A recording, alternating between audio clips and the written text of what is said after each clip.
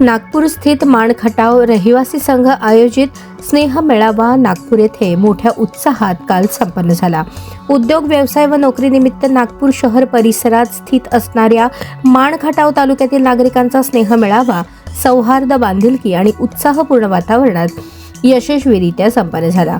माणखटाव तालुक्यातील अनेक नागरिक नागपूर येथे विविध ठिकाणी वास्तव्य करत आहेत। त्या सर्व बांधवांना एकत्र आणणारा स्नेह मेळावा उपस्थित गावकऱ्यांना भेटीचा आनंद देऊन गेला। यावेळी प्रत्येकाने आपले विचार व्यक्त करून एकमेकांशी संवाद साधला।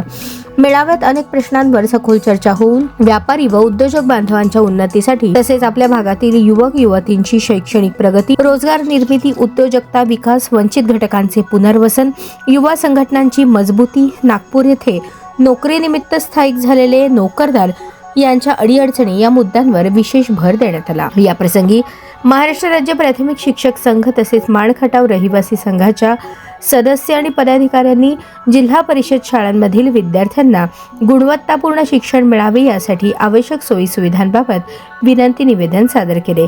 शिक्षणाविषयी त्यांची संवेदनशीलता, भूमिका आणि कटिबद्धता पाहून हे निवेदन आदरपूर्वक स्वीकारले आणि संबंधित विभागांची तातडीने पाठपुरावा करण्याचे आश्वासन दिले।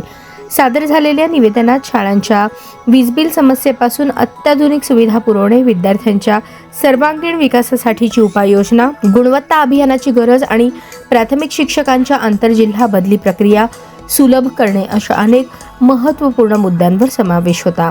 यावेळी कोकण पदवीधर मतदारसंघाचे आमदार निरंजन डावखरे यांच्यासह नागपूर स्थित माणखटावमधील बांधव मोठ्या संख्येने उपस्थित होते।